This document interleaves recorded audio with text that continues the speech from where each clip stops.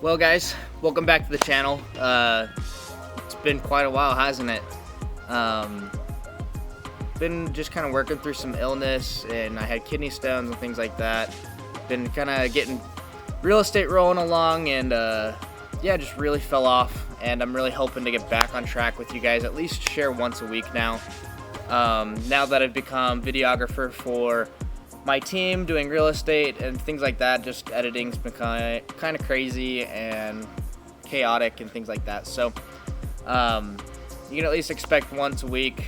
I'm hoping it to be Tuesdays. That seems to be about the best time for me. But yeah, this week I just wanted to share kind of the opportunity that I had to share with some of my church members and things like that. Yesterday, the topic that I kind of discussed with the people at church yesterday was how we just need to be more of an accepting community, more of a welcoming type of people. Because you see that in a lot of atmospheres like church or in school or wherever it may be, where it's just super cliquey and you can't necessarily just get into it. And the way that I kind of shared it was there's different types of relationships that we go along into life. And you know, we need relationships of trust, right? There's 4 C's to each relationship of trust that we need to have. The first one is consistency. The second is care. The third is character. The fourth is competence. That's right. Competence is the people that you go to that you know are super knowledgeable in their area. So I have a mentor, his name's Lewis, and I go to him for my real estate questions and things like that because I know he's super competent. He's been in the business for 17 years. You go to those type of people and you know what to expect from them because they're always competent. They know what they're talking about. They're doing the studies. You know, you talk about a professor. You know they're going to be competent because they're studying. They're putting in the effort to teach others. You know, the third one is care, right? So you have friends or family or whoever that relationship is with that unconditionally is going to love you no matter what. You know, you take like your mother, for example, right? She's going to call you up and be like, how are you feeling? Are you eating? Are you doing these things? Because she just surely cares. You know, there's no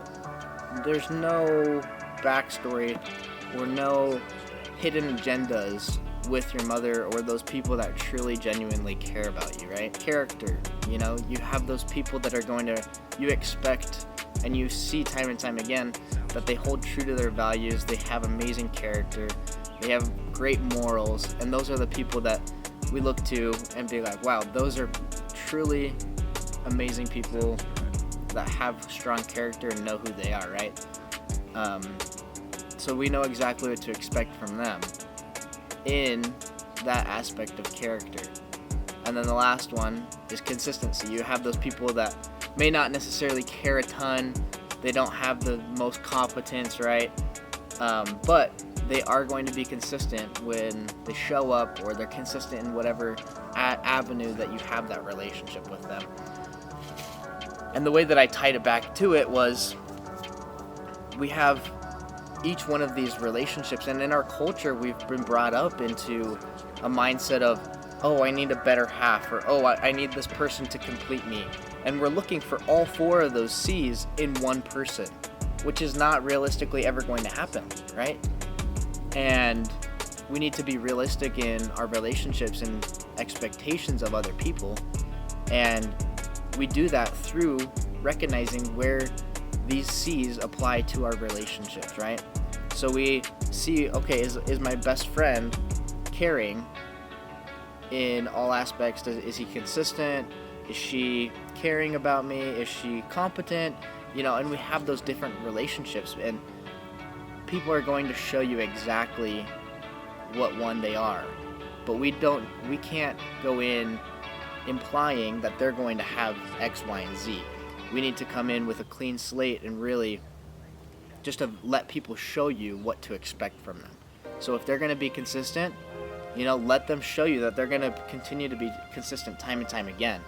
And then we can expect them to be consistent.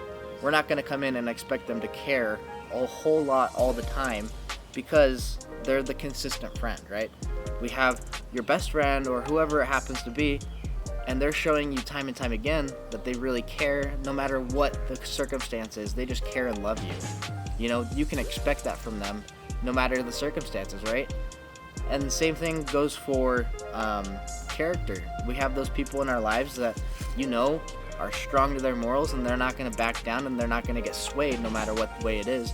And we can expect them to just hold true to that, and we don't have to force anything. We don't have to expect anything else but that. Same with the competence, right? We expect those competent people because they're showing us that they're knowledgeable, they know exactly what they're talking about, they really are professional in their field. Now that we understand the 4 C's and really how to evaluate our relationships and what to expect from our relationships, instead of us expecting all 4 of these C's into one person, we're gathering a team pretty much. We're gathering a group of people that really are going to support you. And we're not getting disappointed by those that we love, because we are letting them show us exactly what to expect from them, right? Now, as I was studying through this concept, I really came to it was almost like an enlightenment per se, of we know exactly what to expect from these people. They're going to be doing these things time and time again, right? So we have that consistent friend, right? I have a consistent friend that will text me, you know, once a week, periodically, or just throughout the week, right? You have that friend that will be consistently there, right? And then for whatever reason, they fall off the radar, you know, they start being distant, or they're not texting you anymore. Whatever that consistent thing is in that relationship, whenever they start backing off of that consistency, that's when our ears need to perk up, right? We need to perk up and be like, okay, why are they not being consistent anymore, you know? Or if they're the caring person, why aren't they caring so much anymore? Why are they being really distant from me? Why is this person breaking some of their values if they are that person of character, right? That's when our ears perk up, our eyes need to be open, and really monitoring and seeing those people that we care about, because that is the time when we see that person is either really, really struggling, they are starting to struggle with mental illness, or something's wrong with their family. Who knows what it happens to be, but that's when our ears and eyes need to be open to seeing and hearing really what's going on with that person. That why are they not doing the things that they've always been doing for us, you know? Is it my fault? Am I not, really giving to this relationship? Or is there something truly wrong that we can then help support them, right? I had a buddy, he was sharing a story where he had a friend and a neighbor that ended up committing suicide, which was so sad, so heartbreaking for that family. And as he was sharing with me and being super vulnerable, he shared that this boy stopped dropping by, stopped coming to say hello, stopped texting him.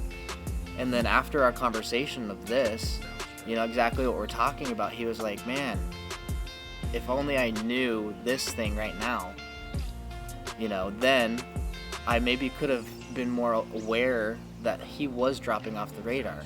He wasn't being consistent in what we expect of him. He wasn't doing the things we expect of that person. That's the way that I try to phrase it, is we have these expectations because they keep showing us those things, right? But then they stop doing those things because of whatever reason. That's when we need to start reaching out. That's when we need to make a difference, and we need to really step outside of ourselves to help those people. Because, the sad truth is people really feel alone at times. I've been there, I've felt alone. It was a really, really heartwarming, really sad conversation to have with my friend. But, now he's like, I'm going to be so much more aware of those people that are around me and what to expect from them. And when they aren't performing to what we expect, that's when we need to start reaching out. That's when I need to really be engaged into that person's life, because, man, who knows? Maybe they are really struggling, and I don't want to see another person take their life because I wasn't there, because I wasn't caring, I wasn't observant enough. And ultimately, like, that's what I wanted to share today. That's the biggest thing that I've been trying to be aware of, and like really just like promote love and promote authenticity and promote genuinity into people's lives, because we have to be genuine with the people that we care about.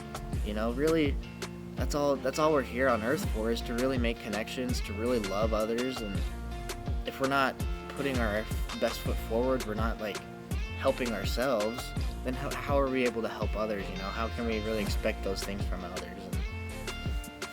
And I hope you guys got something out of this video. It got really deep, got really emotional. I hope to share some more inspirational things like that, things that I've been learning, things that are helping me grow, which will ultimately, I pray and hope that will help you guys. Till next week, catch you in the next video. Peace.